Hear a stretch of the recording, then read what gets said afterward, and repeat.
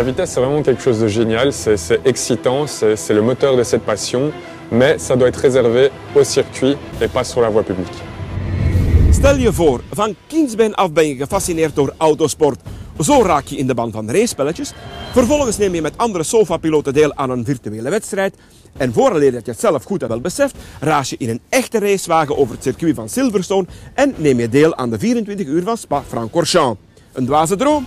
Niet voor onze landgenoot Wolfgang Ruip. Wij proberen hem vandaag te volgen en polsen naar zijn mening over snelheid.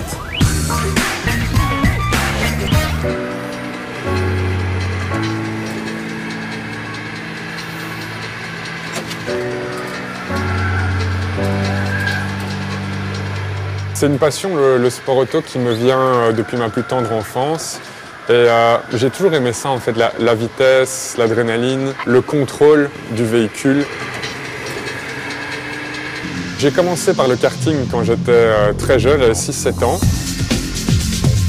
Mais ça demandait déjà des moyens énormes à mes parents. Et donc là, j'ai commencé sur Gran Turismo.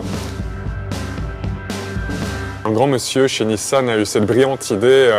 Il s'est dit, tiens, pourquoi pas donner la chance à quelqu'un qui n'a pas les moyens de devenir pilote de course. Et donc, il s'est dit, on va chercher là où il y a le plus de monde, c'est-à-dire derrière sa PlayStation. From gamer to racer. In de razend populaire Nissan GT Academy kunnen de beste virtuele racers het tegen elkaar opnemen. En de winnaar krijgt nadien de kans om het waar te maken achter het stuur van een echte raceauto. Au bout de cette finale, il y a un vainqueur qui devient pilote pour Nissan. Et en 2012, c'était moi. Yes!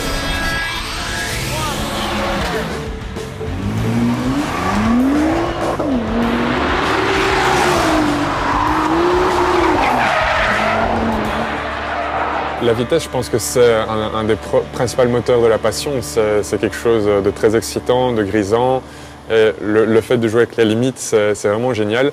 Mais il faut vraiment réserver ça au circuit parce que sur la route, ça devient très très dangereux. S'il y a un code de la route, c'est pour le respecter, c'est pour la sécurité des gens. Et il faut bien différencier les deux.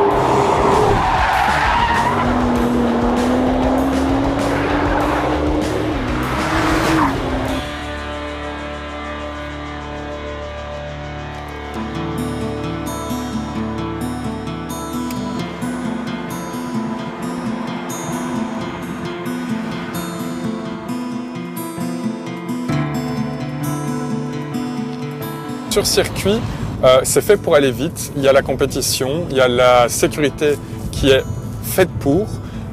Ici sur la route, rien n'est fait pour aller vite, il y a un code de la route à respecter.